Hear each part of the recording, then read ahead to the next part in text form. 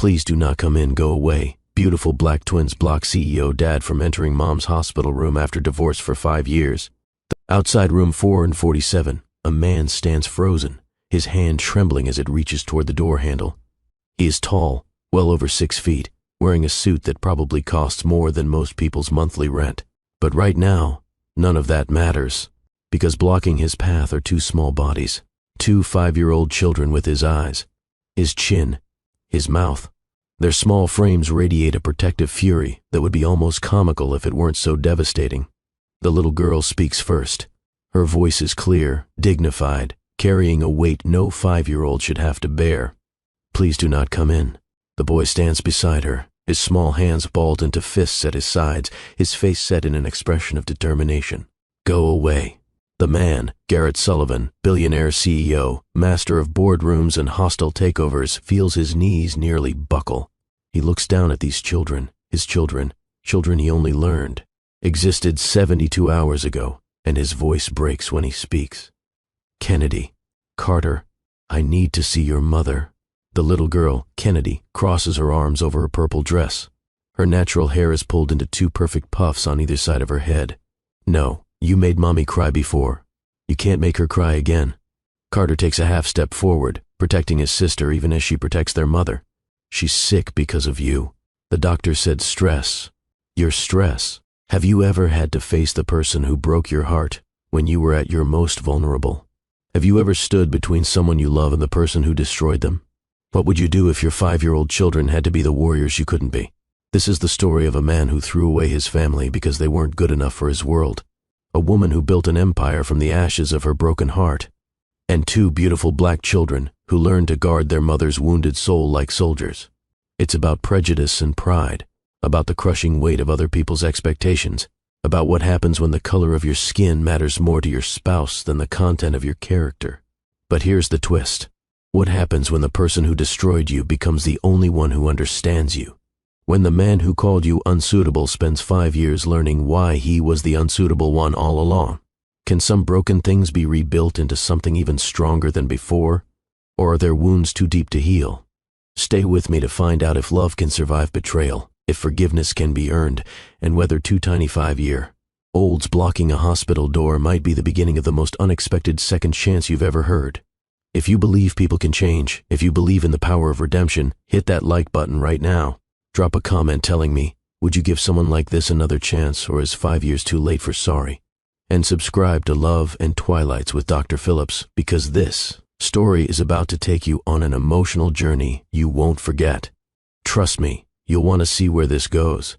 Now let me tell you how we got here. Let me tell you about the day a marriage died and the day it tried to rise from the grave. Garrett stares at his children, these fierce, beautiful, brilliant children who have every reason to hate him. Behind them, through the small window in the door, he can see a figure in the hospital bed. Imani. Even from here, even through glass and distance and 5 years of silence, she takes his breath away. A woman's voice cuts through the moment. Garrett turns to see an older black woman approaching. She carries herself with the kind of dignity that comes from a lifetime of surviving things that should have broken her.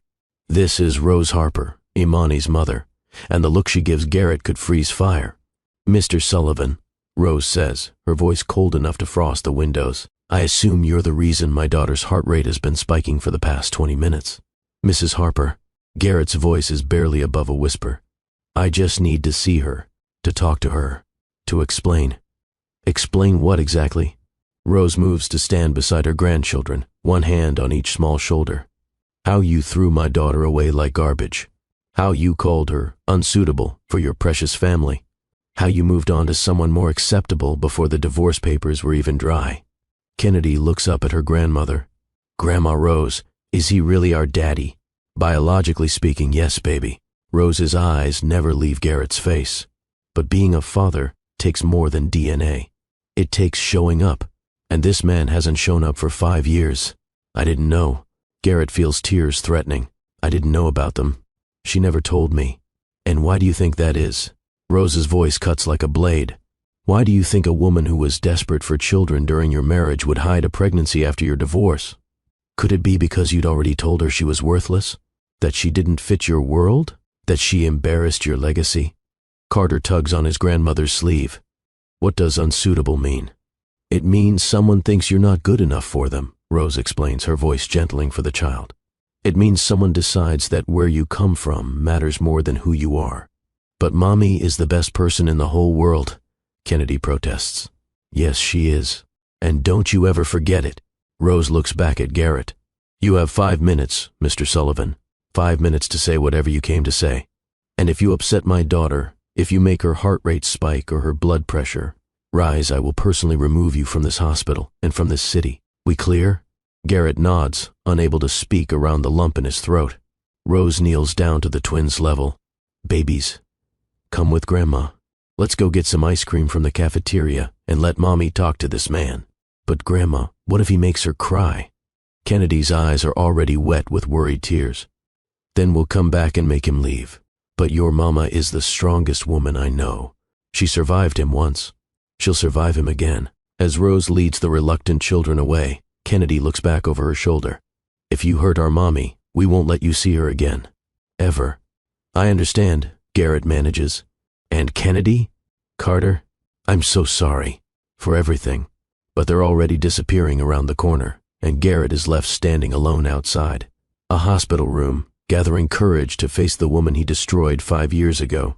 Inside the room, Imani Harper lies in the hospital bed, surrounded by machines that monitor the heart she literally worked to breaking. At 35, she is a senior partner at one of Chicago's most prestigious consulting firms. She has an MBA from a top school. She has built a life of purpose and achievement. She has raised 2 incredible children completely alone. She has also just suffered a stress-induced heart attack that nearly killed her. The irony is not lost on her.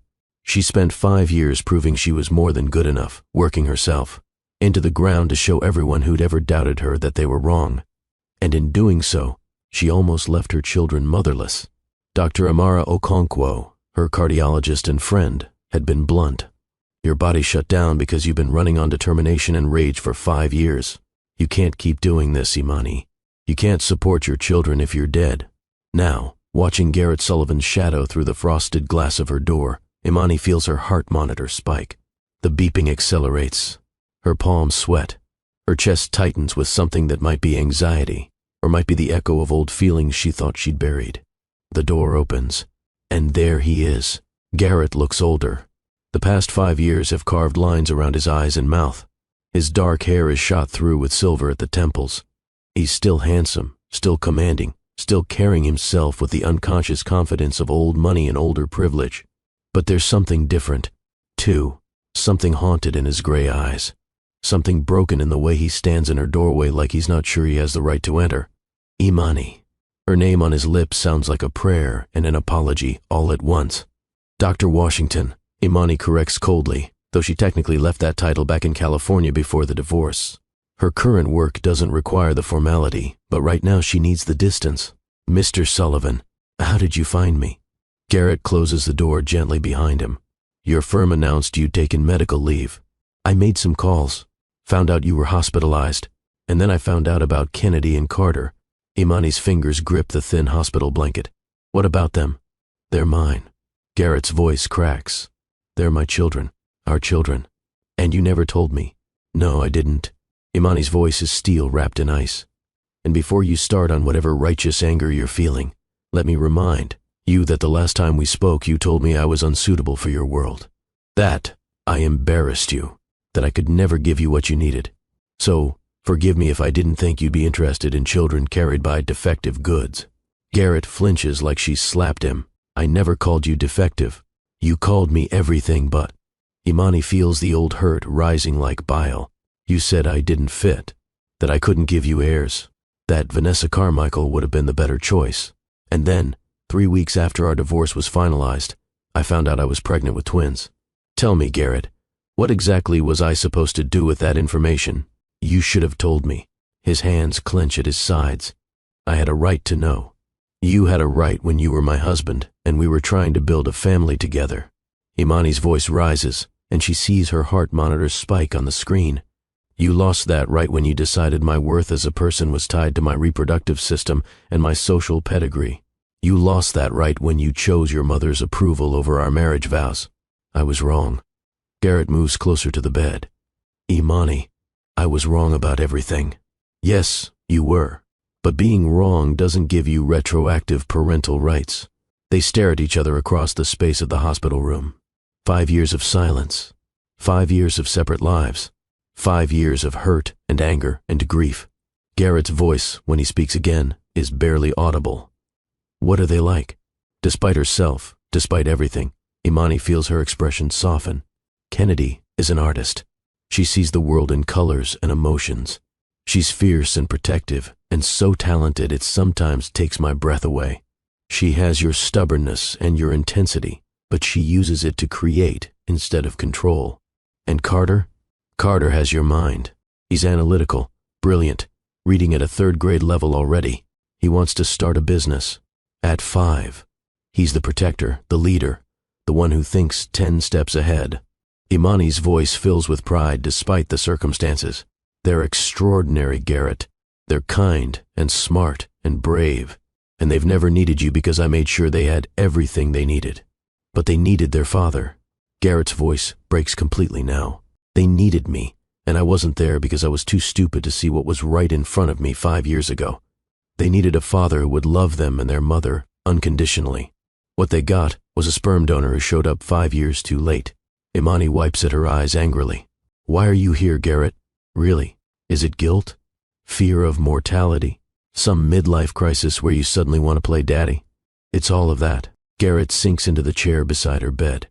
It's guilt and fear and the crushing weight of realizing I destroyed the only real thing I ever had. It's seeing those 2 beautiful children and knowing I've missed 5 years of their lives. It's looking at you and remembering that I had someone who loved me for who I was, not what I represented, and I threw it away because I was a coward. The machines beep steadily. Somewhere down the hall, someone pages a doctor. The world keeps turning while these 2 people sit in the wreckage of what they used to be.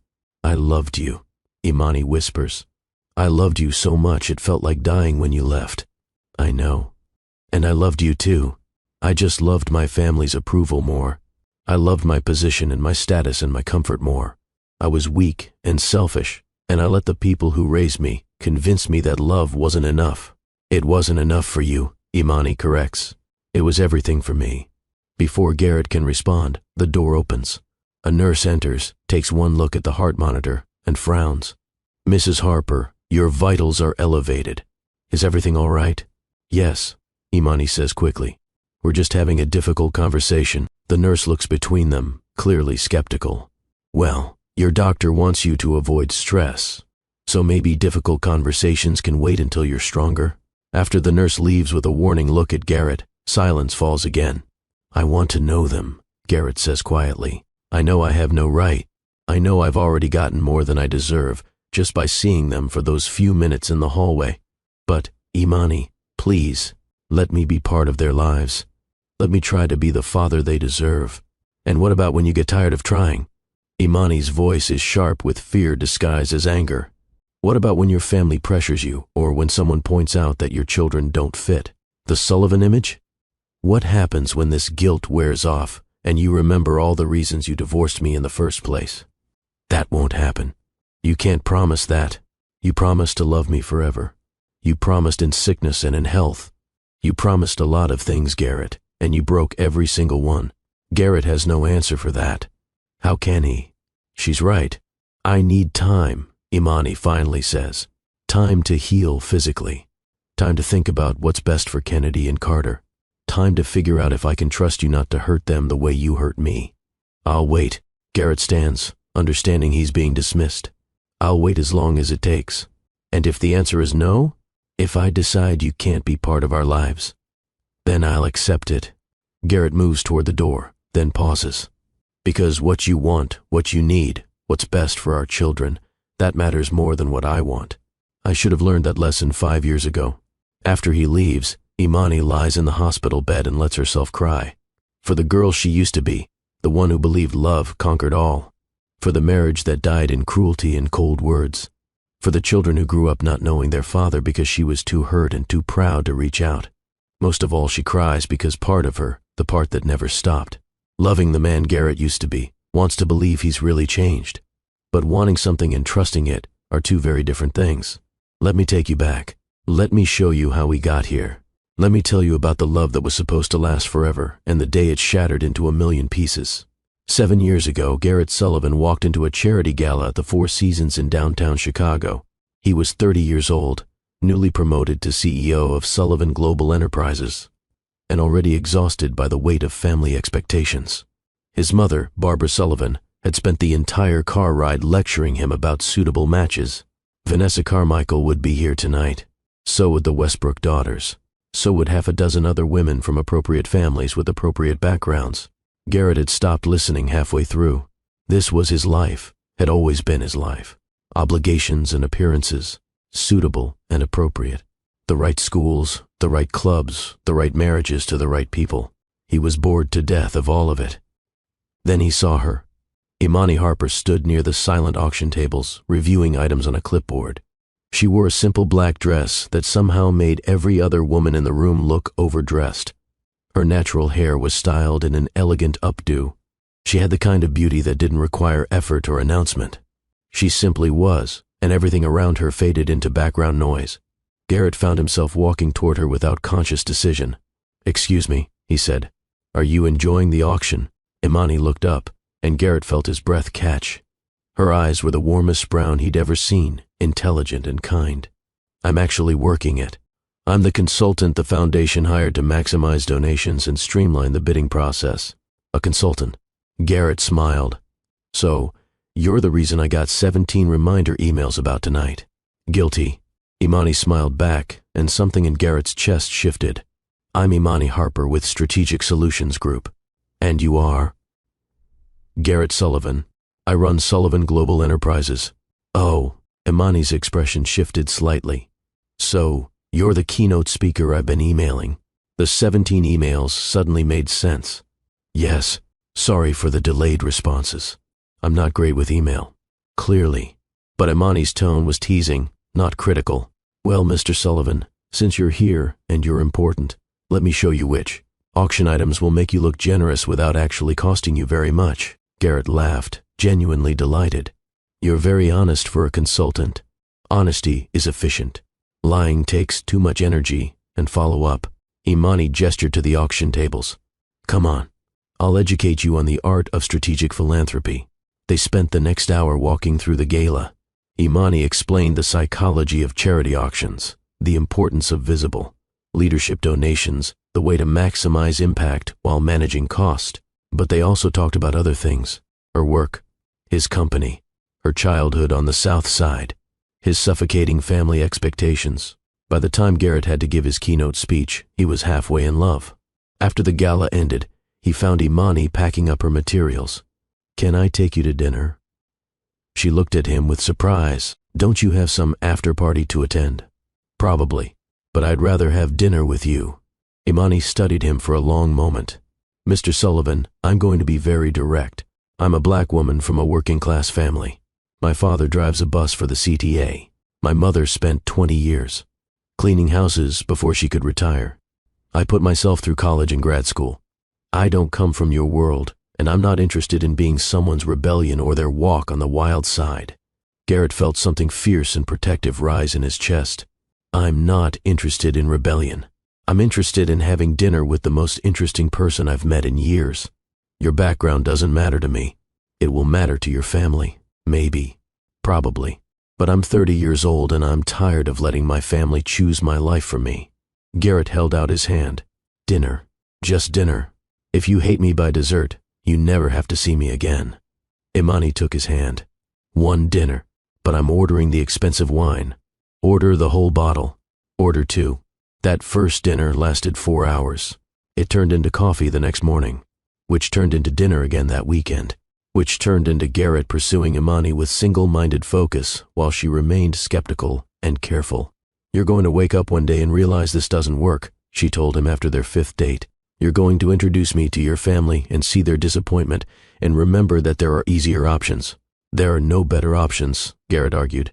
"Imani, you're brilliant and beautiful, and you make me want to be better than I am. That's not common. That's not something I'm willing to walk away from."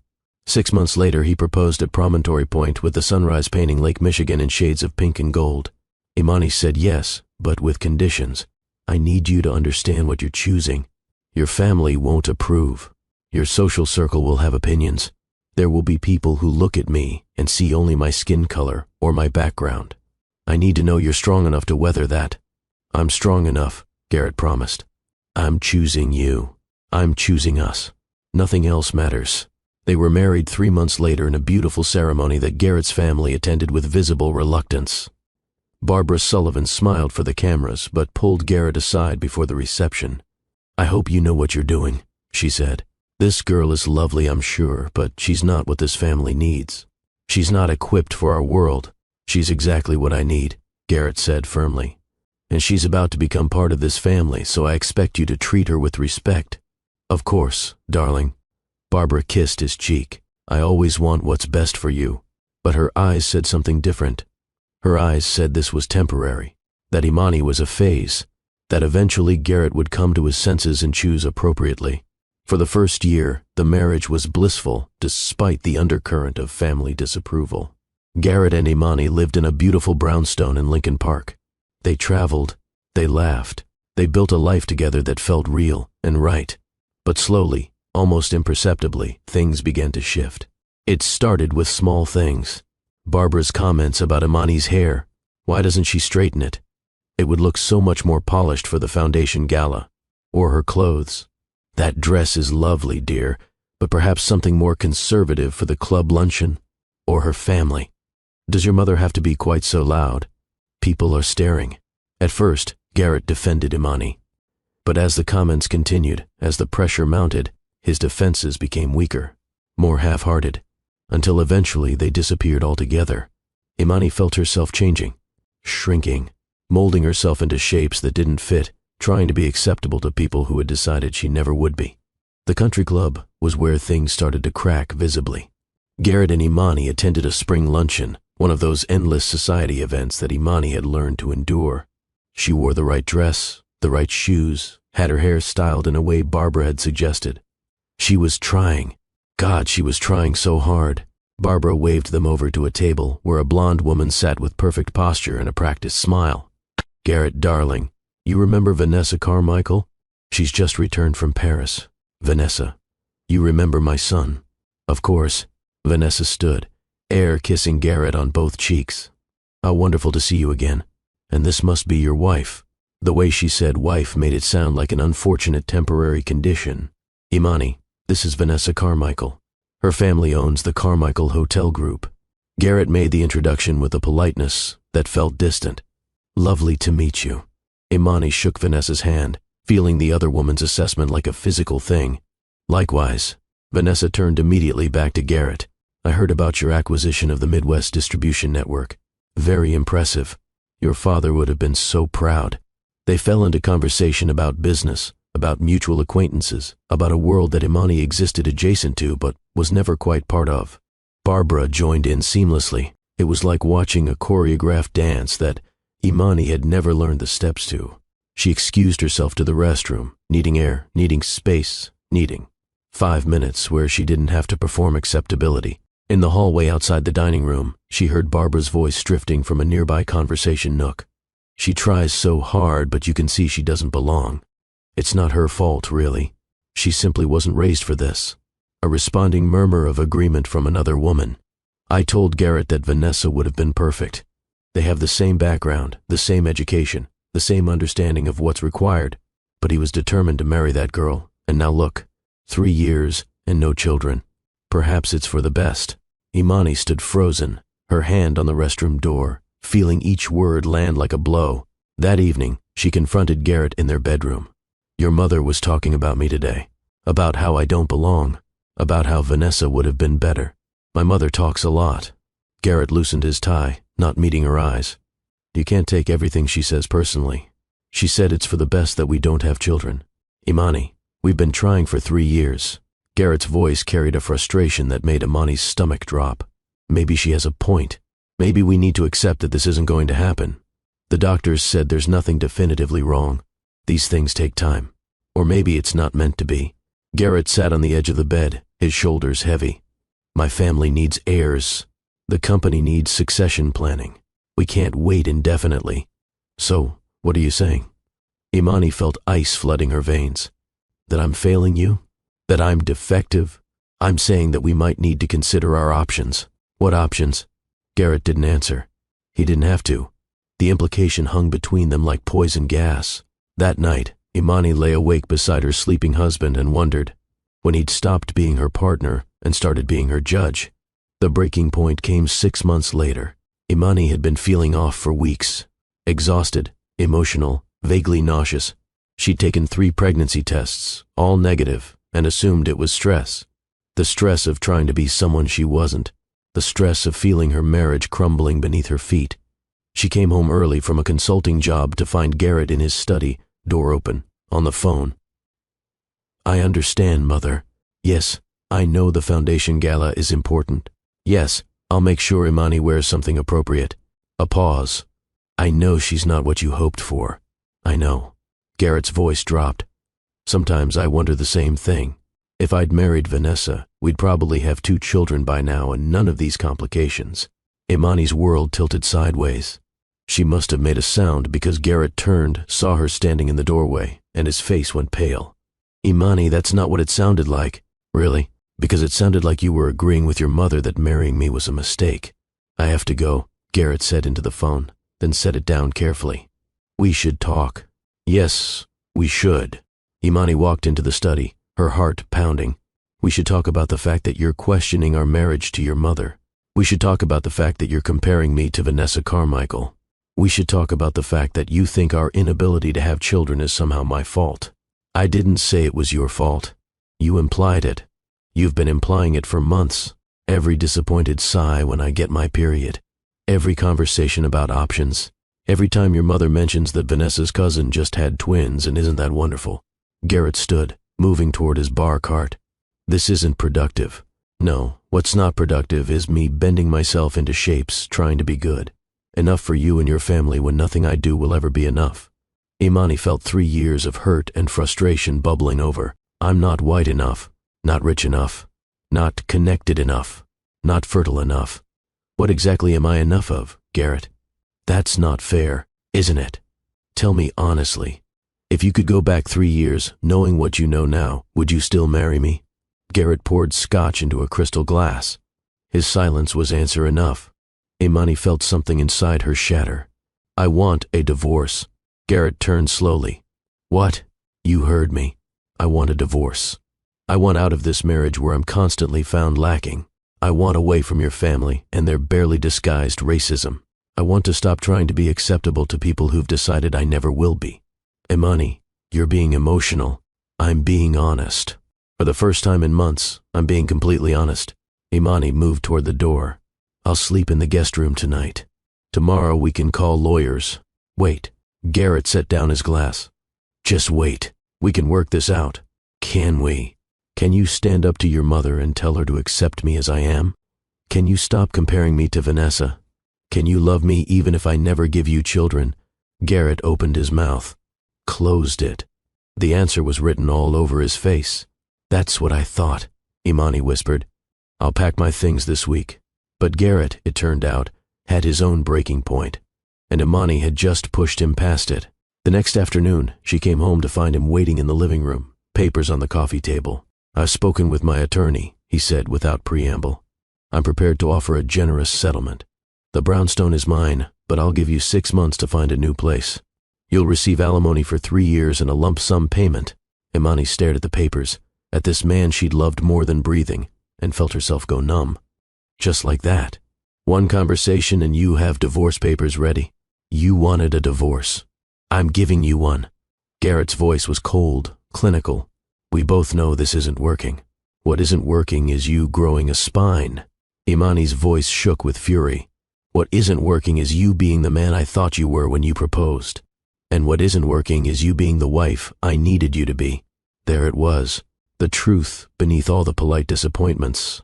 The wife you needed, not the wife you loved, not your partner, the wife you needed for your image and your legacy. Garrett met her eyes. My family needs certain things from me. The company needs succession. I need a wife who can provide that and who fits seamlessly into our world. You and I both know that's not you. Because I'm black.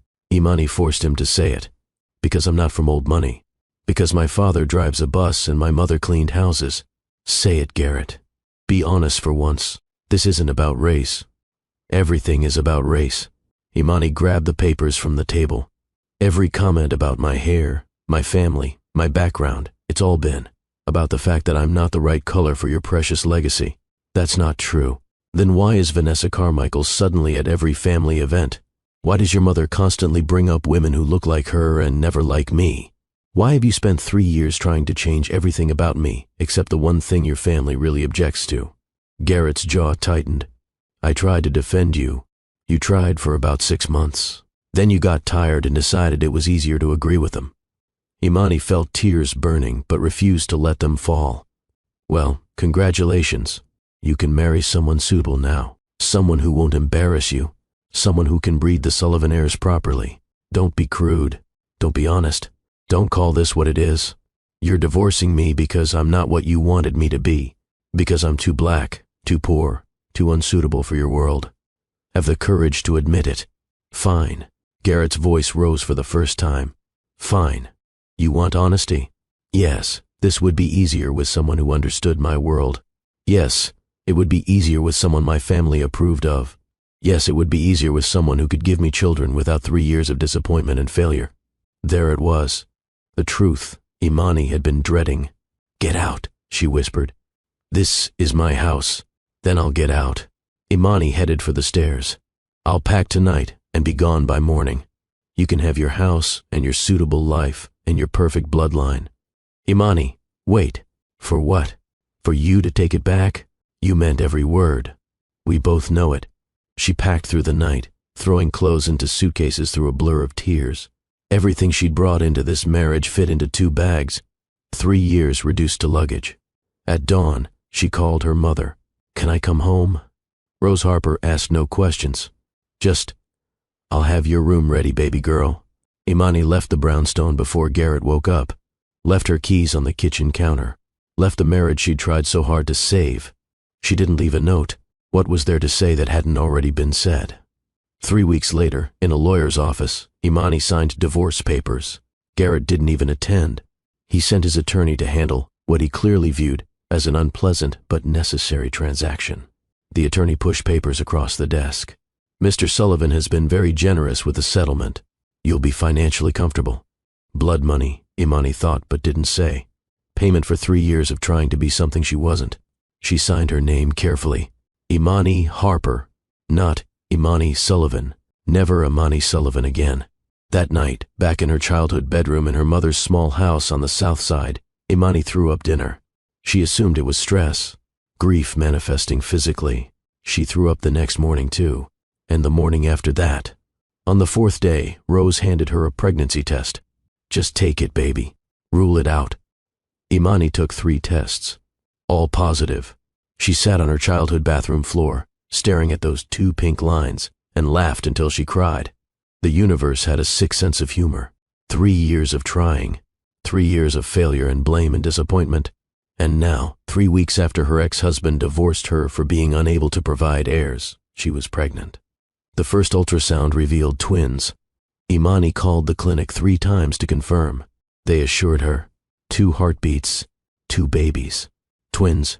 She could have called Garrett, could have told him, could have used the pregnancy to demand more in the settlement or to force him back into her life. But every time she thought about picking up the phone, she remembered his words. Unsuitable, embarrassing, failure. She remembered the contempt in his voice when he'd compared her to Vanessa. She remembered 3 years of slowly being erased. And she decided her children would not grow up begging for acceptance from people who saw them as lesser. Her children would not be raised in a world that valued their pedigree more than their personhood. Her children would know they were enough, exactly as they were. So she never called, never told him. Built a life without him that was harder and lonelier but also freer and more authentic than anything she'd had in her marriage. She enrolled in a part-time MBA program, worked consulting jobs between classes, gave birth to Kennedy and Carter 6 weeks early on a Tuesday afternoon, with only her mother beside her. They were tiny, barely 4 pounds each, and they were perfect. Kennedy came out crying, already fighting. Carter came out quiet, already observing. And Imani loved them with a fierceness that obliterated every other feeling. "I've got you," she whispered to them in the NICU, her hands on their isolettes. "I've got you, and we're going to be fine." And they were. It was hard, harder than anything Imani had ever done. But they were fine. Rose retired early to help with childcare. Imani finished her MBA while nursing twins. She landed a better job, then a better one, then a promotion that came with the title she'd always wanted. Kennedy and Carter grew. They walked early, talked early, asked impossible questions, and created their own elaborate games. They were brilliant and beautiful, and so loved it radiated from them. When they were old enough to ask about their father, Imani told them age-appropriate truth. "Your daddy and I loved each other once, but we wanted different things.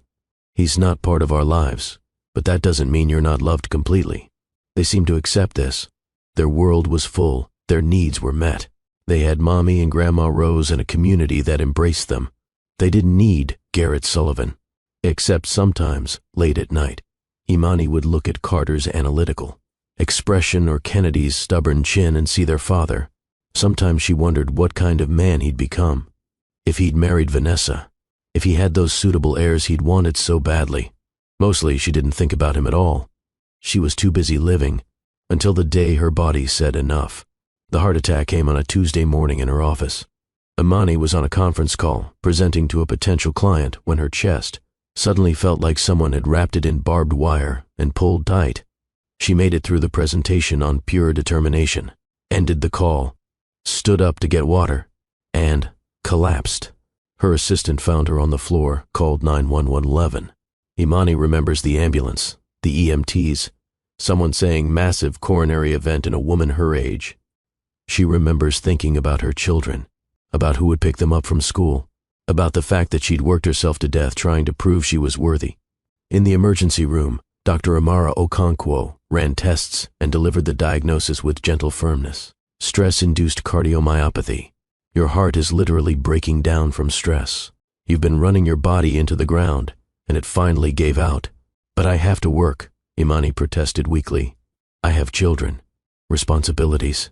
You won't have anything if you're dead." Amara sat beside the hospital bed. "Imani, you're one of the most driven people I know. But this drive is killing you. When was the last time you took a vacation? Slept 8 hours? Did something just for joy?" Imani couldn't answer. Every moment of the past 5 years had been about achievement, proving herself, building security, making sure her children never needed their father because she was enough all by herself. Except she'd almost left them motherless in her determination to be everything. "You're being admitted," Amara said firmly. "At least a week, maybe more. And then we're having serious conversations about lifestyle changes." Rose brought the twins to visit on day 3. They climbed carefully onto her hospital bed, their small faces worried. "Are you going to die, Mommy?" Kennedy asked with her characteristic directness. "No, baby. But I've been working too hard, and my body needs rest." "The man on TV had a heart attack and he died," Carter observed. "Are you sure you're not dying?" "I'm sure. The doctors are taking good care of me." "You have to rest," Kennedy said seriously. "No working." Dr. Amara said, "I will rest. I promise." And that's when Garrett Sullivan showed up. Later, Imani would piece together how he'd found her. A colleague at her firm who knew someone at Sullivan Global. The announcement about her medical leave. Garrett making calls, pulling strings, finding out she was hospitalized. Finding out about Kennedy and Carter. She'd been in the hospital for 5 days when he appeared. 5 days of rest and medication and beginning to heal. 5 days of peace before her past came crashing back. The twins had just left with Rose when the nurse mentioned that someone had been asking about her. A Mr. Sullivan. Said he was family. Imani's heart rate spiked so fast an alarm went off. That was yesterday. And today, Garrett stood outside her hospital room, blocked by 2 5-year-old children, who loved their mother enough to protect her from the man who'd broken her heart. Now we're back to where we started. Now you understand how we got here. Garrett Sullivan stands in the hallway of St. Augustine Memorial Hospital, having just been given 5 minutes by a woman who has every right to hate him forever. He takes a breath, opens the door, steps into the room where his ex-wife lies connected to machines monitoring the heart that almost gave out. They stare at each other, 5 years of silence between them, and Garrett does the only thing he can think of. He tells the truth. "I've been in therapy," he says without preamble. twice a week for the past 2 months, working through the toxic beliefs I was raised with. The racism and classism and elitism that I didn't even recognize as wrong because it was so normalized in my family. Imani says nothing. I didn't marry Vanessa, Garrett continues. I tried. My mother planned the whole thing. But every time I looked at her, all I could see was you. All I could feel was the hole I'd created in my own life when I pushed you away. Still silence. I know I don't deserve forgiveness. I know I destroyed something precious because I was weak and scared and more concerned with my family's approval than with the woman I loved. Garrett's voice cracks. I know that showing up here after 5 years and asking for anything is the height of arrogance. Then why are you here? Imani finally speaks. Because I saw them, Kennedy and Carter, and I realized that while I've been living in my self-created hell, you've been building something beautiful. You've raised 2 incredible children. You've built a career. You've become everything I always knew you could be. And I've missed all of it because I was too stupid to see what was right in front of me. You can't have them, Imani says flatly. You can't show up after 5 years and claim my children. Our children. And I'm not trying to claim them. I'm asking, begging for the chance to know them. To be part of their lives in whatever capacity you're comfortable with. Why should I trust you? Why should I believe you won't hurt them the way you hurt me? Garrett has no good answer. Only honesty. You shouldn't trust me. I haven't earned it. But I'm asking anyway because the alternative is living the rest of my life knowing I have 2 children out there who don't even know my name. They know your name, Imani says quietly. They know you're their biological father. I've never lied to them about that. I just told them you couldn't be part of our lives. Why? Because you didn't want us. Because you called me unsuitable and chose your family's approval over our marriage.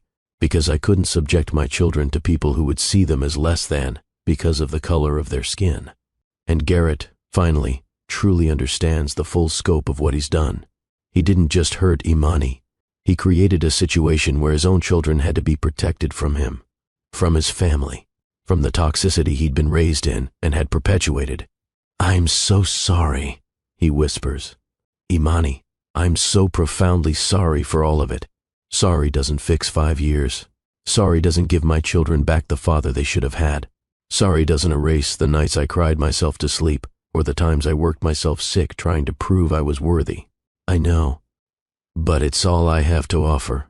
That and a promise to do better, to be better, to spend however long it takes proving that I've changed. Imani closes her eyes. Her heart monitor beeps steadily. Outside, Chicago moves through its day, indifferent to the drama playing out in this hospital room. When she opens her eyes again, there's something different in her expression. Not forgiveness, not yet, but maybe the possibility of it.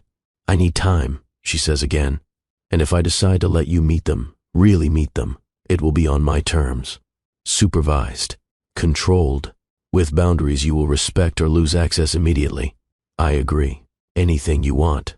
And, Garrett? Her voice hardens. If you hurt my children, if you make them feel the way you made me feel, I will make sure you regret it. Am I clear? Crystal clear. The door opens. Rose appears with Kennedy and Carter in tow. Time's up, Rose announces. The babies want to say goodnight to their mama. Garrett moves toward the door, but Kennedy's voice stops him. Are you leaving? He turns. Yes, your mother needs to rest. Will you come back? It's a simple question from a 5-year-old, but it carries the weight of 5 years of absence. Garrett looks at Imani. She gives the smallest nod. If your mother says it's okay, I'd like to. I'd like to get to know you. Both of you. Why? Carter asks with his analytical precision. You didn't want to know us before. Garrett kneels down to their level, his expensive suit creasing on the hospital floor. You're right, and that was the biggest mistake of my entire life. I can't fix the past. But if your mom lets me, I'd like to try to be part of your future. The twins look at each other with that wordless communication that twins have. Some silent negotiation happens. Then Kennedy speaks. Okay, but if you make mommy cry, we won't let you come back. That's fair, Garrett agrees. That's completely fair. He leaves the hospital room with his heart in his throat and the faintest glimmer of hope in his chest. Behind him, Imani holds her children close and wonders if she's making the right choice or the biggest mistake of her life. Either way, the door that's been closed for 5 years has opened just a crack, and what happens next will determine whether that door opens wider or slams shut forever.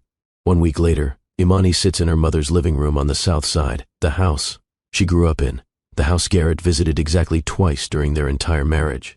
She's been discharged from the hospital with strict instructions: no stress, limited work, lifestyle changes, therapy to address the root causes of the stress that nearly killed her. Dr. Amara had been blunt during the discharge meeting. You worked yourself into a heart attack trying to prove something to people who don't matter. Your children need you alive and present, not dead and successful. Choose accordingly. Now Imani holds a phone in her hand, staring at Garrett's number. He'd left his contact information with Rose, asked to be notified when Imani was ready to discuss visitation, promised not to push or pressure, said he'd wait as long as it took. It's been a week. The twins ask about him every day. "Mommy, is our daddy going to come visit?" Kennedy had asked that morning while painting at the kitchen table. "We'll see, baby. Mommy needs to make sure it's safe for you first." Safe from what? Carter wanted to know because nothing got past that analytical mind. Safe from disappointment. Safe from broken promises. Safe from people who see you as less than because of who your grandmother is or where you come from. But Imani couldn't say any of that to a 5-year-old. Rose enters the room with tea. "You going to call him or just stare at that phone until it catches fire?" "I'm thinking." "You've been thinking for a week. Those babies want to know their father, and sitting here protecting them from possibility isn't helping anyone. What if he hurts them?" Imani's voice is small, vulnerable in a way she rarely allows. "What if he's consistent for a few months and then gets bored? What if his mother gets in his head again? What if he's really changed?" Rose sits beside her daughter. "Baby girl, I hate that man for what he did to you. I will never forget the way you came home broken, pregnant, and terrified. But I've also watched him these past 2 weeks." "You've been watching him?" "I'm a mother. Of course I've been watching him." Rose sips her tea. "He's been at that coffee shop near the twin school every afternoon, just sitting there reading parenting books and watching kids on the playground. He's not approaching anyone, not being creepy, just observing, learning. That's stalking, Mama. That's a man trying to understand what he missed." Rose sets down her cup. "I'm not saying forgive him. I'm not saying trust him. I'm saying give him a supervised chance to prove himself. And if he fails, we remove him permanently." Imani thinks about Kennedy's hopeful questions, Carter's careful curiosity, the way her children deserve to know where they come from, even if that origin story is complicated. She dials before she can talk herself out of it. Garrett answers on the first ring. Imani.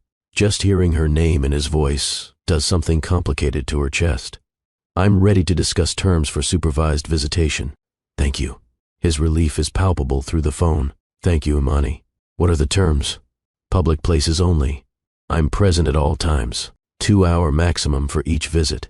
Once a week, to start. You don't make promises you can't keep. You don't buy their affection with expensive gifts. You treat them with respect and honesty. And the first time you disappoint them or make them feel less than, access is revoked permanently." "I agree to all of it. When can we start?" "Saturday. Millennium Park. 10 in the morning. Don't be late." "I won't. Imani, I won't let you down. I won't let them down." "We'll see," she says, and hangs up before her voice can betray the fear and hope warring in her chest. Saturday morning dawns cold and bright. Kennedy insists on wearing her favorite purple dress despite the temperature. Carter wears a button-down shirt that makes him look impossibly grown up. They're both nervous and excited in equal measure. "What if he doesn't like us?" Kennedy asks in the car. "Then he's a fool," Rose says from the driver's seat. "But baby, I don't think that's going to be the problem." "What is the problem?" Carter wants to know. "The problem is going to be him wanting to make up for 5 years in 5 minutes. Rose glances at Imani in the passenger seat. "And your mama making sure he earns every second of your time." They arrive at Millennium Park to find Garrett already there, 15 minutes early, pacing near the bean. He's dressed casually, or what passes for casual in his world. Dark jeans, a sweater. He looks nervous in a way Imani has never seen him. When he sees them approaching, his face transforms. Pure, unguarded emotion. Kennedy, Carter. He kneels down to their level as they approach cautiously. "Thank you for agreeing to spend time with me today. Mommy says we have to give you a chance," Kennedy announces with her typical directness, "but only because we asked. Not because you deserve it. Garrett actually smiles. Your mother is absolutely right. I don't deserve it. But I'm grateful anyway. Carter studies him with analytical precision. You look like me. People say I look like you too. We have the same eyes and the same mouth. Do you see it? I do. Carter nods seriously. Does that mean I'll look like you when I'm old? I hope you'll look like the best version of both your mother and me. Imani watches this exchange, feeling something crack in her chest. Whatever else Garrett was or is, he's good at this. Natural with them, in a way she didn't expect. Can we go see the bean? Kennedy asks, already pulling toward the Cloud Gate sculpture. Of course. Garrett looks at Imani for permission. Is that okay? Stay where I can see you. For the next 2 hours, Imani watches Garrett interact with their children. He doesn't try too hard or perform fatherhood like a role. He asks questions and listens to their answers. He follows their lead when they run to different parts of the park. He sits on the cold ground without complaint when Kennedy wants to, draw in her sketchbook and needs someone to hold the pencil case. When Carter starts asking about business, how companies work, what Garrett does all day, Garrett doesn't simplify or condescend. He explains concepts in ways a 5-year-old can grasp, using examples Carter can relate to. So you help companies solve problems? Carter clarifies. Exactly. People come to me when they're stuck, and I help them find solutions. Like how Mommy helps companies get better at their jobs. Garrett glances at Imani sitting on a nearby bench. Yes, your mother and I actually do similar work. She's very good at it. She's the best, Kennedy says loyally. She can fix anything. I believe that. At one point, Kennedy asks the question Imani has been dreading. Why weren't you there when we were born? Garrett doesn't flinch from the truth. Because I made very bad choices. I hurt your mother, and I didn't know you existed because I'd already hurt her so badly that she couldn't tell me about you. Why did you hurt her? This is where Garrett could lie, could simplify, could protect himself.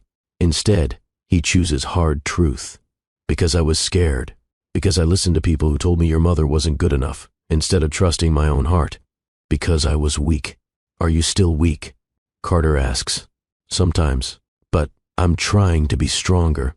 I'm trying to be the kind of person who deserves to know you. The twins process this with the seriousness children bring to important things. Grandma Rose says you need to prove yourself, Kennedy says. She says words are easy, but actions are what count. Your grandmother is very wise. What do you think I should do to prove myself? Show up, Carter says simply. Keep showing up. I will. Every time I'm allowed. Every chance I get. When the 2 hours are up, Garrett doesn't ask for more time. He thanks the twins for spending their morning with him. He asks if they'd be willing to do it again next week. He shakes their hands solemnly when they agree. As they're leaving, Kennedy suddenly runs back and hugs him. It's quick, impulsive, and over before Garrett can fully react. But Imani sees the way his eyes close, the way his breath catches, the way he looks like he might cry. On the drive home, the twins chatter about everything they learned. Did you know Daddy's company has offices in 12 countries? Carter reports. 12. That's so many. He said I could paint him something and he'd put it in his office, Kennedy adds. Do you think he meant it? I think he did, Imani says quietly. Rose catches her eye in the rearview mirror. Well, he was good with them. Really good. Because he loves them. Anyone can see that. The question is whether he can sustain it. That becomes the pattern for the next 6 weeks. Saturday mornings. 2 hours. Public places. Garrett never late, never canceling, never pushing for more than agreed upon. They go to the park, the zoo, the aquarium, the children's museum. Garrett learns that Kennedy is a vegetarian by choice, that Carter is obsessed with space, that both of them have strong opinions about everything. He brings art supplies for Kennedy, but nothing so expensive it feels like bribery. He brings books about planets for Carter, but always asks Imani's permission first. Slowly, carefully, a relationship begins to build. And Imani, watching from her careful distance, begins to wonder if maybe Rose is right. Maybe he has changed. But then, Barbara Sullivan comes to town. Imani gets the call on a Wednesday afternoon. Garrett's voice is tense. My mother is in Chicago. She found out about Kennedy and Carter. She wants to meet them. Absolutely not. Imani, I told her no. I told her she needed to apologize to you first and examine her own prejudices before meeting our children. But she's threatening to make things difficult. Let her try. I'm not subjecting my children to that woman's racism. I know. I agree. I just wanted to warn you that she might show up somewhere. She's staying at the peninsula. She has resources. She could find out where you live or where the twins go to school. Are you threatening me? No. God, no. I'm trying to protect you. Garrett's frustration bleeds through. I've told her she's not welcome. I've told her that if she can't love and respect you and our children, she has no place in any of our lives. But she's my mother, and she's stubborn, and I wanted you to know she's here. 2 days later, Barbara Sullivan shows up at Rose Harper's house. Imani is in the living room helping Carter with a puzzle when the doorbell rings. Rose answers it, and Imani hears the sharp intake of breath. You have a lot of nerve coming to my home. Mrs. Harper, I presume. Barbara's voice is cool, cultured, dripping with the casual superiority. Imani remembers all too well. I'm here to see my grandchildren. Like hell you are. Rose doesn't move from the doorway. You didn't want them or their mother 5 years ago. You don't get to claim them now. Imani appears behind her mother. It's okay, Mama. Let her in. Let's hear what she has to say. Barbara enters the small living room, and Imani watches her take in the modest furniture. The family photos on the walls, the general working-class reality of the space. Barely concealed disdain flickers across her face. Mrs. Sullivan, Imani says coldly. What do you want? Barbara's eyes land on Carter, who's watching this interaction with his characteristic analytical focus. Oh my, he does look like Garrett at that age. Step away from my son. I just want to meet them. They're my grandchildren after all. Biology doesn't make you family. Love and respect make you family. And you've shown neither. I'm willing to establish a relationship. Barbara opens her designer purse. I've spoken with my attorneys about visitation rights for grandparents. Illinois law is quite clear that I have legal standing. Sue me, Imani says flatly. Spend your money on lawyers. I will fight you to my last breath before I let you near my children. You're being unreasonable. I'm being protective. There's a difference. Carter stands up from his puzzle. Are you the grandma who said mean things about Mommy? Barbara's face goes carefully blank. I don't know what you've been told. Daddy said you didn't think Mommy was good enough, that you said mean things about her family and her skin color. Carter's voice is matter-of-fact, but his eyes are sharp. Is that true? I simply had concerns about compatibility, because we're black. Carter is 5, but he already knows the truth when he hears it dancing around the edges. You didn't want Daddy to marry Mommy because she's black and we're black, and you think that's bad. Barbara looks genuinely taken aback. Young man, that's not. It is, though. Kennedy appears from the kitchen where she'd been painting with Rose.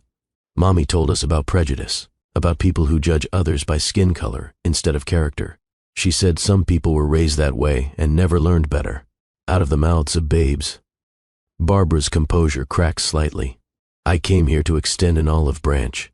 No, you came here to assess whether my children are acceptable enough to claim. Imani moves to stand between Barbara and the twins. You came here to decide if they're Sullivan enough despite their black mother. Well, let me save you the evaluation. They're mine. Fully, completely mine. And you have no claim on them. Garrett is my son. And when he decides to introduce you to his children, if he ever decides that, it will be his choice, not yours. Now please leave my mother's home. You haven't heard the last of this. Probably not, but you've heard the last of me being polite about it. Rose opens the front door. Get out of my house before I forget I'm a Christian woman. After Barbara leaves, Imani gathers the twins close. I'm sorry you had to see that. Is she really our grandma? Kennedy asks. Biologically. But family is about more than biology.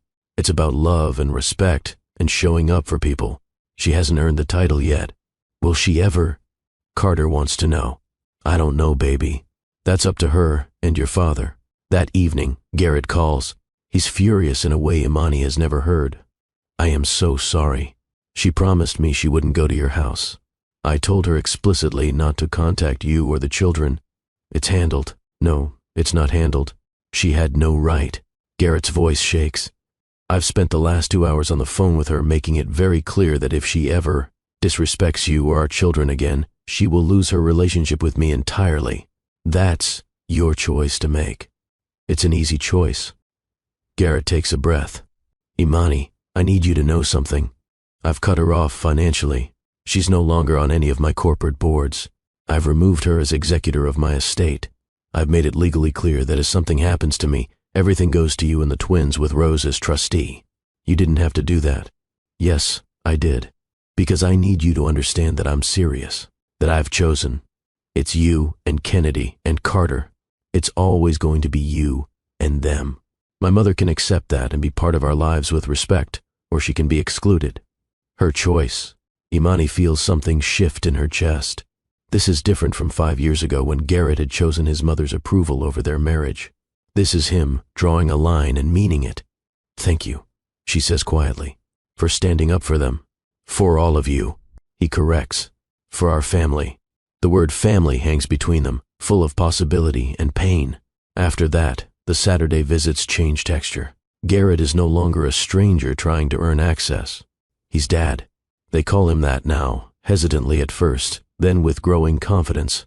Dad, can you help me with this drawing? Kennedy asks. Dad, what do you think about this theory? Carter wants to know, and Garrett, to his credit, shows up for all of it. He learns their favorite foods, their fears, their dreams. He attends Kennedy's dance recital sitting beside Imani in the audience, both of them crying when their daughter takes her bow. He goes to Carter's science fair where his son has built a model solar system and can explain each planet's characteristics with encyclopedic knowledge. Imani finds herself softening despite her intentions to stay guarded.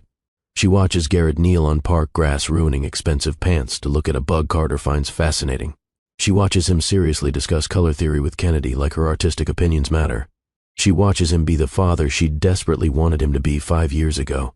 And slowly, terrifyingly, she feels old feelings stirring back to life. Now, before we continue with what happens next, I need to know. Are you rooting for them?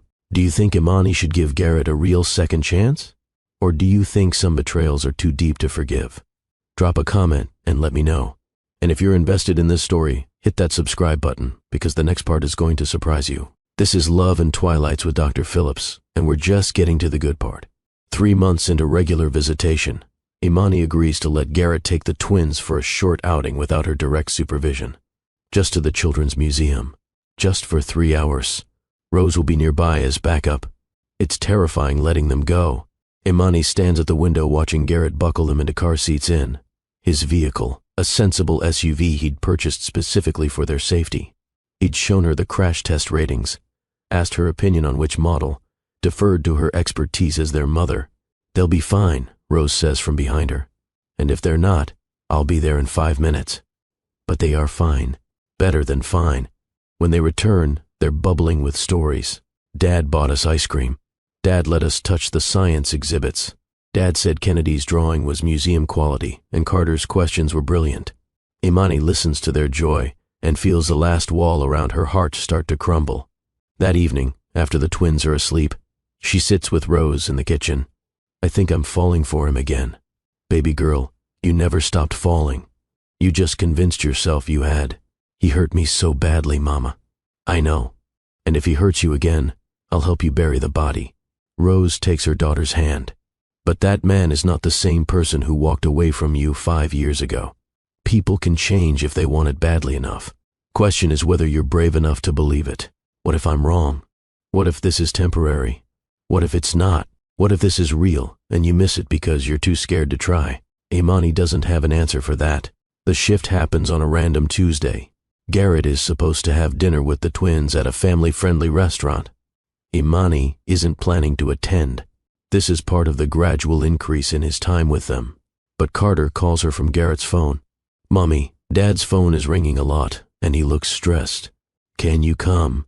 20 minutes later, Imani arrives at the restaurant to find Garrett at the table with the twins, his phone face down, his jaw tight. Kennedy is showing him her latest drawings. Carter is explaining something about black holes. Garrett is nodding and engaging, but there's tension in his shoulders. Everything okay? Imani asks. Fine. Garrett's smile doesn't reach his eyes. Just some work stuff. Nothing that can't wait. But his phone buzzes again. And again. He ignores it. After dinner, while the twins are in the restaurant play area, Imani confronts him. What's going on? There's a major acquisition opportunity. Time sensitive. The board wants me to fly to New York tonight for negotiations tomorrow. So go. We can reschedule. No. Garrett's voice is firm. Carter's birthday is this weekend. I promised I'd be here for his party. I'm not missing my son's 5th birthday for a business deal. Garrett, if it's important, it's $50 million important. But Imani, I've spent 5 years prioritizing business over people, choosing deals over relationships. I'm not doing that anymore. Carter's birthday matters more than any acquisition. What will the board say? That I've lost my edge, that I'm not committed, that personal life is interfering with professional obligations. Garrett meets her eyes. I don't care. Let them say it. I know what matters now. And Imani, watching this man choose their son over his empire, feels something inside her fully heal. This is the growth she needed to see. This is the proof that change is real. You could do the negotiation via video conference, she suggests. Attend the party, then take the meetings remotely later that afternoon. That would work. Garrett looks surprised. You'd be okay with me splitting my attention like that? You're a father and a CEO. Your children need to see that you can be both without sacrificing them. They work out the logistics together. And Saturday, at Carter's space-themed birthday party in Rose's backyard, Garrett is fully present. He wears the ridiculous astronaut hat Carter picked out. He helps serve rocket ship cake. He listens to Carter's excited explanation of each gift. Then he excuses himself, takes video meetings from Rose's spare bedroom, and closes a $50 million deal while still being available when Carter wants to show him something. The twins don't realize the significance, but Imani and Rose do. This is a man who has fundamentally changed his priorities. After the party, after the twins are in bed, Imani finds Garrett cleaning up the backyard. You didn't have to stay. I wanted to help. Garrett ties off a garbage bag. Besides, we haven't really talked. Just us. In a while. No, we haven't. They work in companionable silence for a few minutes. Then Garrett speaks. Imani, can I ask you something? What? Do you think you'll ever be able to forgive me? Really forgive me, not just tolerate me for the children's sake? Imani considers this carefully. I think I've already started forgiving you. Watching you with Kennedy and Carter. Seeing the work you're doing. The therapy, the priority shifts, the stand you took against your mother. It's not the same man who divorced me. No, it's not. That man was a coward. I'm trying to be brave now. You are brave. It takes courage to admit you were wrong, to change fundamental beliefs, to risk rejection by showing up anyway. Garrett sets down the trash bag and turns to face her fully. I'm still in love with you. I don't know if I have the right to say that, but it's true. I never stopped loving you. I just stopped being worthy of you for a while. Imani's heart pounds. Garrett, I'm not asking you to feel the same way. I'm not asking for anything except what you're already giving me. Access to our children, the chance to prove myself. But I needed you to know, in case it matters. It matters. Imani steps closer. It matters because I'm falling in love with you again too, with who you've become. And it terrifies me. Why? Because what if you change back? What if the pressure gets too much and you revert to old patterns? What if I open my heart fully and you break it again? Garrett reaches out, stops just short of touching her face. I can't promise I'll be perfect. I'll make mistakes, but I can promise I'll never stop choosing you and our children. I'll never stop doing the work to be worthy of you. And I'll never, ever make you feel less than extraordinary again. They stand in the twilight of Rose's backyard, the space between them charged with possibility. Imani makes a choice. She closes the distance and kisses him. It's careful at first, tentative, testing whether this is real or memory. But then Garrett's arms come around her, and it deepens into something that feels like coming home and starting over all at once. When they break apart, both are crying. I'm scared, Imani whispers. Me too. But maybe that's okay. Maybe the best things are scary. They don't rush into anything. This isn't a fairy tale where one kiss fixes 5 years of damage. But it's a beginning, a real one this time, built on truth and growth and hard-won understanding. Over the next few months, they date. Actual dates, just the two of them while Rose watches the twins.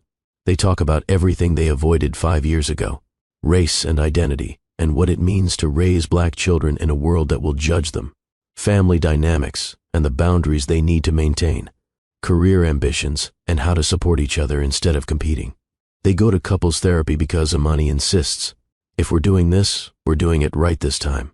We're building on solid foundation, not just hope and chemistry. Garrett agrees without hesitation. He shows up to therapy, does the work, examines his privilege and his prejudices. He reads the books the therapist recommends. He joins Imani in conversations with the twins about racial identity and pride in their heritage. When Kennedy asks why her skin is brown and some of her friends' skin isn't, Garrett is the one who sits with her and explains melanin and genetics and the beautiful diversity of humanity. When Carter comes home confused because a classmate said something ignorant, Garrett is there helping Imani navigate the conversation about prejudice and resilience. He's not perfect at it. He makes mistakes, says the wrong thing sometimes, but he listens when corrected and learns and tries again. 6 months into their renewed relationship, Garrett asks Imani to marry him. Not the elaborate proposal of 7 years ago with the expensive ring and the public declaration. This time, he asks quietly in her mother's kitchen after a family dinner. The twins are watching a movie in the living room. Rose is putting away dishes, and Garrett takes Imani's hand. I want to do this right. Not like before when I was performing the role of husband instead of being a real partner. He pulls out a ring box. This ring has 3 stones, one for each of our children, because they're the center of everything. And I want to build a marriage that honors them and you and the family we're creating together. The ring is beautiful but not ostentatious, meaningful instead of expensive. But Garrett, before you answer, I need you to know the terms. We do this as equals. Your career matters as much as mine. Your mother's input matters as much as my mother's, which is to say only as much as we allow. We raise our children to be proud of every part of their heritage. We go to therapy as long as we need to. And the first time I make you feel less than cherished, you call me on it immediately. Those are good terms. Imani finds herself smiling through tears. But I have some of my own. Name them. We don't have a big society wedding. We don't perform for people who spent years disapproving of us. We marry surrounded by people who actually love us and want us to succeed. Agreed. You continue standing up to your mother and anyone else who disrespects our family. Always. And you never, ever forget that I don't need you to be whole. I chose to build a life without you, and it was good. I'm choosing to build a life with you now because I want to, not because I need to. Garrett's eyes are wet. Those are perfect terms. Do we have a deal? Yes. Imani lets him slide the ring onto her finger. Yes, Garrett Sullivan. I'll marry you. Again. For real this time. Rose, who's been listening shamelessly from the kitchen doorway, starts crying. About time you two figured yourselves out. The twins hear the commotion and come running. What happened? Why is everyone crying? Happy tears, babies. Garrett kneels down to their level. I asked your mom to marry me, and she said yes. What do you think about that? Kennedy and Carter look at each other with that twin telepathy. Then Kennedy speaks. Does that mean you'll live with us? If that's okay with you, can we call you Dad at school instead of just at home? You can call me Dad anywhere you want. Carter, ever practical, has different concerns. Will we have to move? I like our house. We'll figure that out together. Maybe we find a new house that fits all of us. Maybe we stay here. Whatever works for our family. Family. Kennedy tests the word. We're going to be a real family? You've always been a real family, Imani corrects gently. But yes, now we'll be a family all living together. The twins cheer and throw themselves at Garrett and Imani both, and Rose pulls out her phone to capture the moment. This is going on the wall, she announces. Right next to every other important family moment. They get married 3 months later in Rose's backyard. The same backyard where Carter celebrated his birthday. The same space where Imani grew up playing. It's intimate and perfect. Kennedy is the flower girl, but instead of traditional petals, she scatters confetti in ombre colors. Healing and new beginnings, she explains seriously. Carter is the ring bearer and gives a speech he wrote himself about second chances and the statistical probability of successful marriages when both parties engage in therapeutic intervention and personal growth. The guests laugh and cry. Garrett's younger sister attends, having spent the past year working through her own complicity and family prejudice. Barbara is notably absent, having refused to attend until she receives a formal apology from Imani. She's still waiting and will be waiting forever. When it's time for vows, Garrett goes first. Imani Harper, I stand before you a different man than the one who married you 7 years ago. That man didn't deserve you. He was weak and scared and valued all the wrong things. I can't promise I'll never make mistakes, but I promise to love you exactly as you are, to celebrate your strength, your intelligence, your heritage, your family. I promise to be a partner who supports your dreams instead of diminishing them. I promise to raise our children to be proud of every part of who they are. And I promise that if I ever make you feel less than extraordinary, you have permission to remind me that I married up and I better act like it. Laughter ripples through the gathered friends and family. Imani's turn. Garrett Sullivan. 5 years ago I thought my life was over. I thought your rejection meant I was broken. Instead, it gave me the chance to build myself into someone whole and strong and successful. I don't need you to complete me. I'm already complete. But I choose you anyway. I choose to believe in growth and change and the possibility of real love. I promise to trust you with my healed heart, to build a life with you as equals, as partners, as two people who choose each other every single day. I promise to let our children see that love isn't about perfection. It's about growth, forgiveness, and the courage to try again even when you're scared. They exchange rings. Kennedy's design is engraved inside each band. 3 flowers intertwined. Kennedy, Carter, and the love that brought their family back together. You may kiss your bride, the officiant announces, and they do, to cheers and applause and the sound of their children's delighted laughter. At the reception, Rose gives a toast. I'll be honest, when Garrett walked back into my daughter's life 6 months ago, I wanted to throw him out on his behind. But I've watched this man do the work, real work, not just words and gestures. I've watched him examine his prejudices, stand up to his family, prioritize my grandchildren, and love my daughter the way she deserves. That's not easy. That's not common. So here's to second chances, earned through action. And here's to family, built through choice and love. Later, Imani and Garrett dance to a new song, not the one from their first wedding. This is fresh, representing who they are now instead of who they were. Happy? Garrett asks, holding her close. Terrified and happy in equal measure. Good. That means it's real. The twins run up, wanting to dance too, and suddenly it's all 4 of them swaying together under string lights in Rose's backyard. This is family. This is love, hard-won and precious because of it. Over the next year, they blend their lives carefully. They buy a house in a good neighborhood with excellent schools, large enough for everyone but not ostentatious. They establish routines, family dinners, homework help, weekend adventures, date nights for just Imani and Garrett, individual time with each twin. It's not always perfect. They argue about discipline strategies, about how much privilege to expose the twins to, about managing Garrett's demanding career alongside Imani's. But they argue productively, in therapy, with respect and the goal of resolution instead of winning. Garrett starts a foundation, the Kennedy and Carter Sullivan Foundation for Educational Excellence. It provides scholarships, mentoring, and resources for underprivileged children on the South Side, the same community Imani came from, the same community his family once looked down on. He hires diverse leadership, listens to community voices, puts his money and influence toward dismantling the very systems that almost destroyed his family. Imani watches him present at a foundation event, introducing Kennedy and Carter, and speaking honestly about his own journey from prejudice to understanding. She sees people's surprise, their skepticism, their gradual acceptance as they see his sustained commitment. This is what change looks like. Not perfect, but persistent. One evening, 2 years after their second wedding, the family sits around the dinner table. Kennedy is telling a story about art class. Carter is interjecting with logical corrections. Rose is visiting and adding commentary. Garrett is serving food and asking questions. Imani is watching all of it with a full heart. Her phone buzzes. A message from Dr. Amara. Just checking in. How's your heart? Imani looks around the table. At her mother who sacrificed so much to help her survive and thrive. At her children who taught her about fierce love and protection. At her husband who proved that people really can change if they want it badly enough. She types back.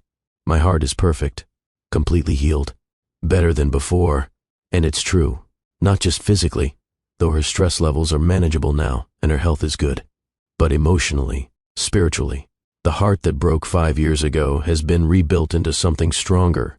That night, after the twins are asleep and Garrett is working in his home office, Imani sits with her journal.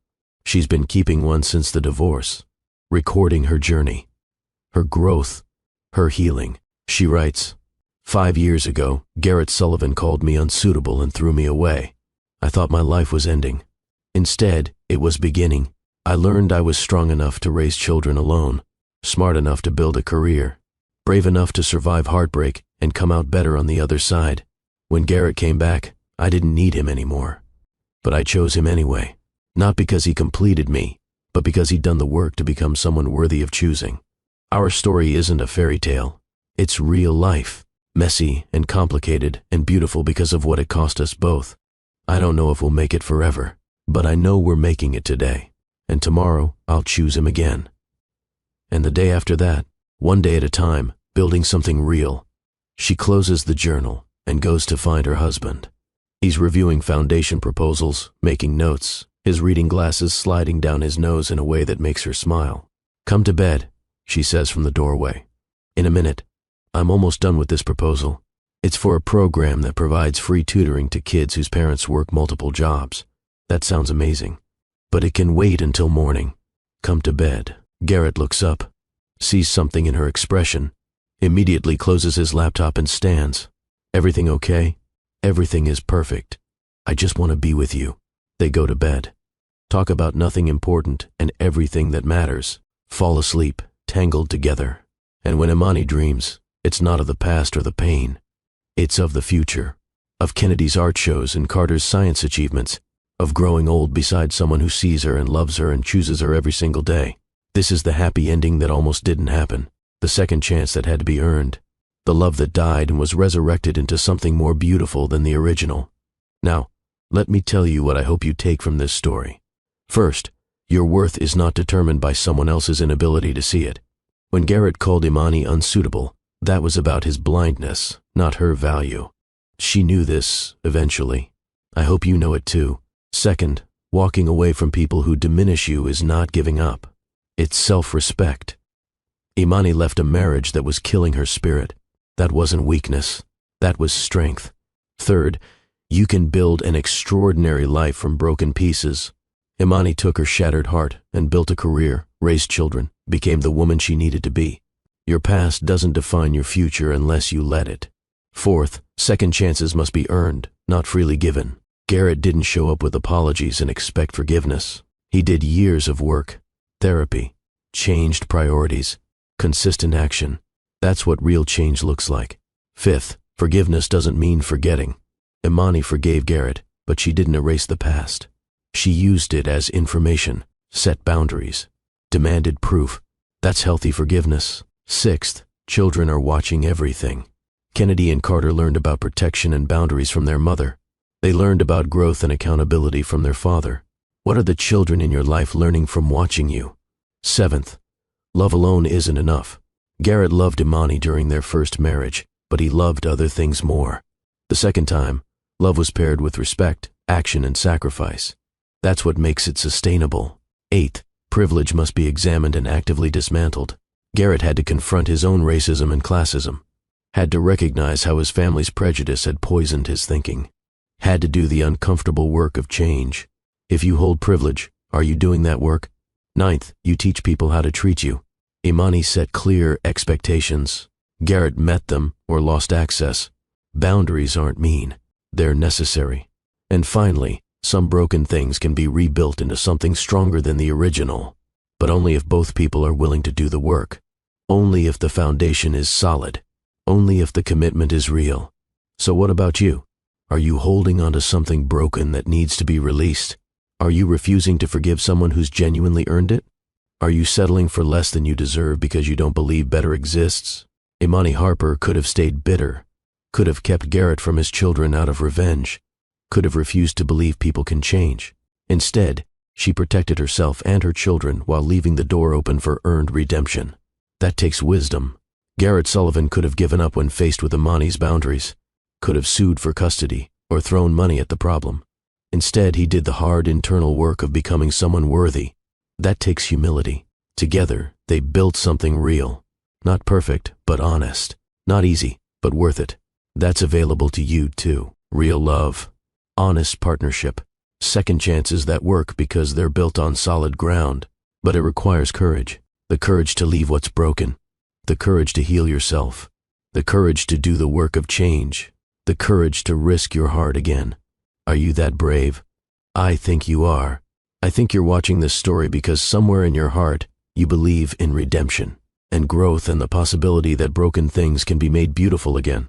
Hold on to that belief, but pair it with wisdom, with boundaries, with self-respect. Love yourself enough to leave what diminishes you. Love yourself enough to do the work of healing. Love yourself enough to demand that second chances be earned through action, not just promised through words. You are worthy. You are enough. You always have been. And anyone who can't see that doesn't deserve access to your heart. But if someone does the work, if they prove through consistent action over time that they've changed, maybe, just maybe, they deserve consideration. Not immediate trust, not blind faith, but consideration. The rest is up to you. Thank you for spending this time with me. Thank you for believing in love and redemption and the messy, beautiful reality of real relationships. If this story touched your heart, show some love with a like. Share it with someone who needs to hear that they're worthy. And subscribe to Love and Twilights with Dr. Phillips for more stories about love, loss, growth, and second chances. Remember, your story isn't over. The best chapters might still be unwritten. And sometimes the greatest love stories are the ones that have to die and be reborn to become what they were always meant to be. Until next time, this is Dr. Phillips reminding you that you are seen, you are valued, and you are loved exactly as you are. Don't ever forget it.